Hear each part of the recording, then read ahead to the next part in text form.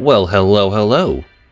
If you're new here, this is a series where I take two LEGO sets and use as many parts as I can to make a good-looking construction figure, or I guess as the box calls them, construction figures.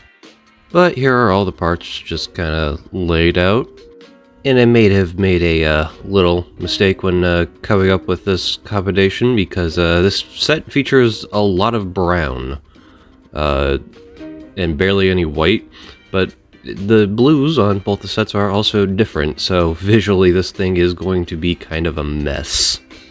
As for stuff I want to use, I definitely want to find a way to incorporate the shield into the build.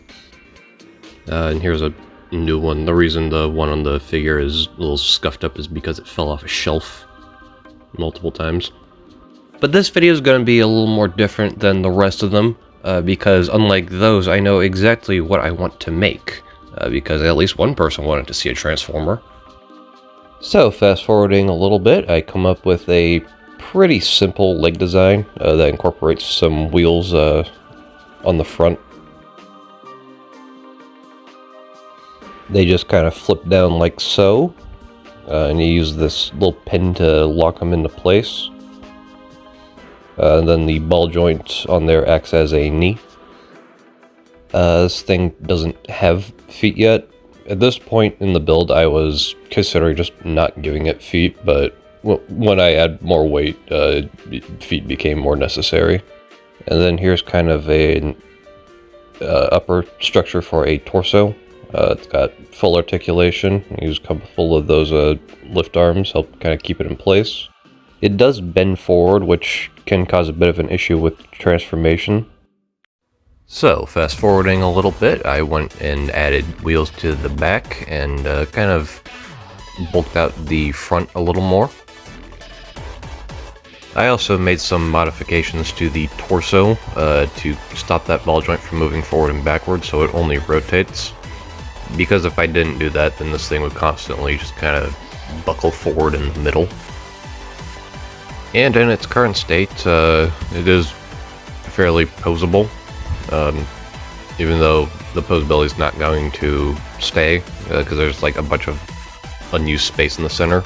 But anyway, swapping over to robot mode, this guy is starting out pretty tall.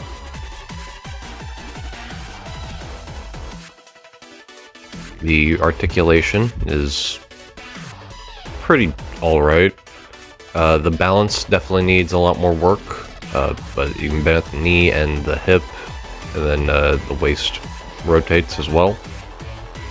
I do need to work on the arms a little more, or I guess the connectors to the arms a little more, because there's nothing really keeping that together. So it'll just kind of flop around and fall off very easily. But now I need to add arms and a head, so I'll return when I've made those. So moving forward a little more, I added arms and a head. Also added some more stuff to the feet, give it a little better balance. Yeah, here's the head in vehicle mode. I mean, I probably could do better, but I think it works just fine. And you can also see the arms as well. It's kind of fold up, connect to the back of the vehicle. I still need to do something about the side of the vehicle because it's completely open. I can probably use those pins. Speaking of pins, I am using these in ways that are not meant to be used, because you see all that blue stuff on the pin, that blue pattern? Yeah, that's the plastic of the Technic panel that's connected to. Like, this thing is literally breaking itself apart, which I have never seen happen. But let me go ahead and transform him real quick. So here we are back in robot mode, and again, very tall.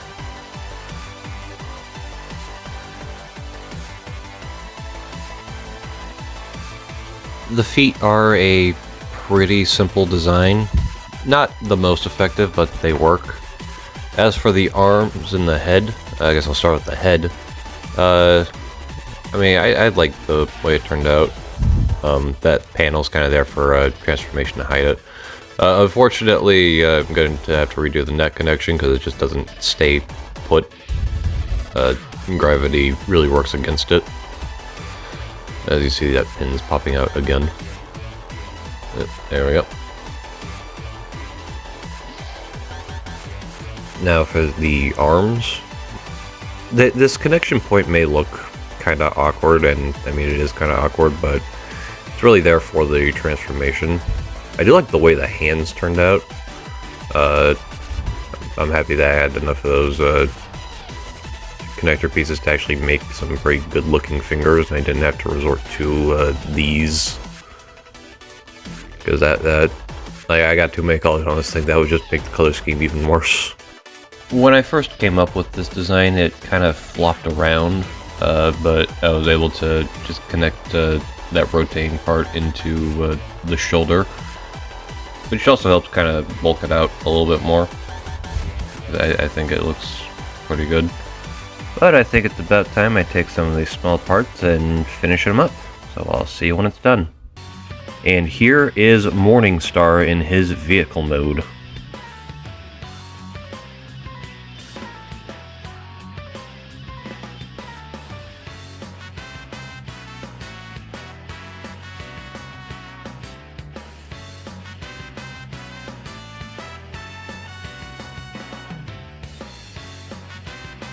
It rolls around pretty decently with nothing dragging on the ground. I added this Technic panel to the front to kind of fill in between the legs.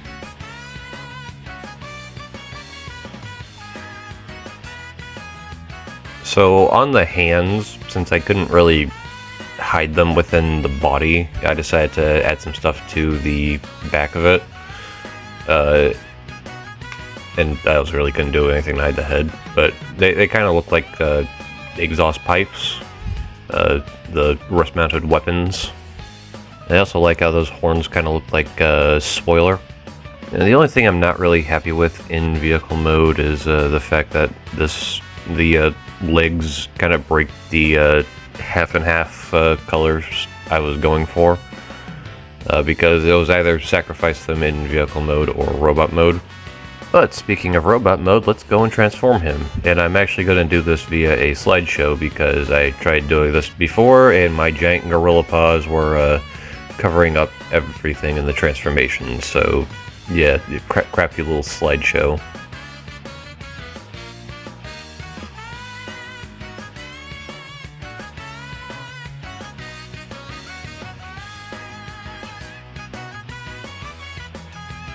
And here is Morningstar in his robot mode.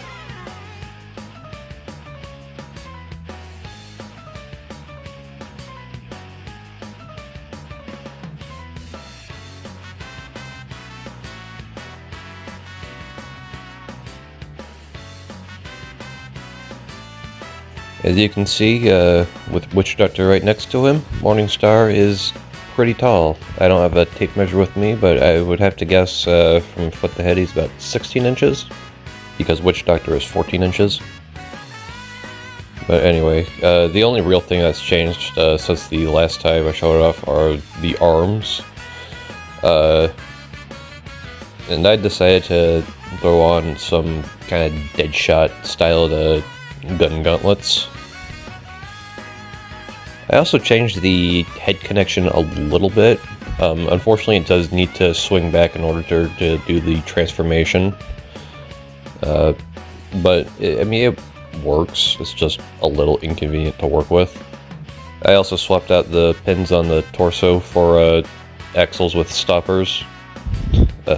Because that was just breaking itself apart and I couldn't, continue using it. Morningstar is a member of Hell's Highway and is one of its most dangerous members, typically packing enough explosives to level a building. He is one of Hero Factory's most wanted criminals.